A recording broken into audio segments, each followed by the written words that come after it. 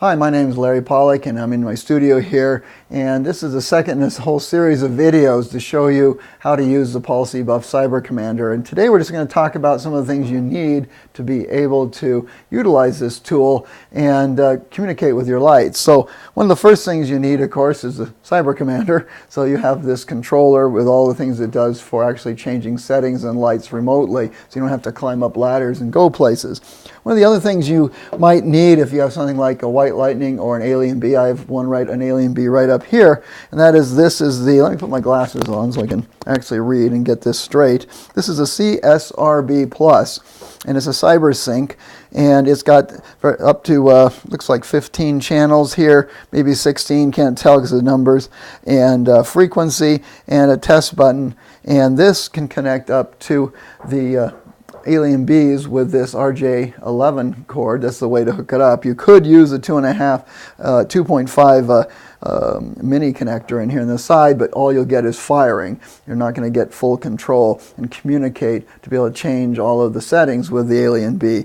And I have some little Velcro on this, so I can stick it right on the side of the light up there. And this will fire the alien bee's white lightnings. It'll even fire the Einstein's E640s if you need to. You could connect into them in a pinch.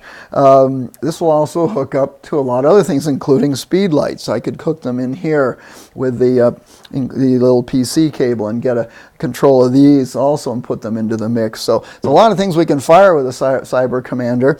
The other thing you'll need if you have the Einsteins instead of this, let's see if this can bring this over here into the mix. Don't knock anything over here. This little unit right here, this little antenna plugs in at the top here, and you can get these and drop them right in here. I always take them off when I pack this thing in the bag, so I'm not putting any pressure on this when I'm storing it. I want to protect the little pin feet in here. In fact, I'll unplug this.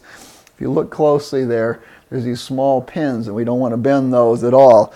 And this just drops in with the label facing back to you there, and then we can go ahead and fire up the Cyber Commander and communicate with everything and open up the lights that we want. This one's ready to be opened up on frequency 1 and channel 2, and I can control all the settings you have right here in the back. You also have right here on this remotely. So is there anything else I want to tell you about this?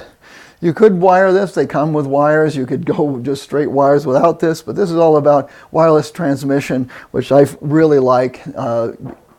Just saves me so much time climbing up and down ladders, or if I'm out in the field and I've got something out there behind a tree somewhere else, I want to be able to just reliably fire. Optical won't always do it in bright sunlight, and this is my tool of choice now. I do have pocket wizards I can mix in, and we'll be going over that as well. But make sure that you have at least a transceiver for each one of your lights, no matter what you have, so you can control them right from here. So we're going to move on to other videos and start covering this in detail.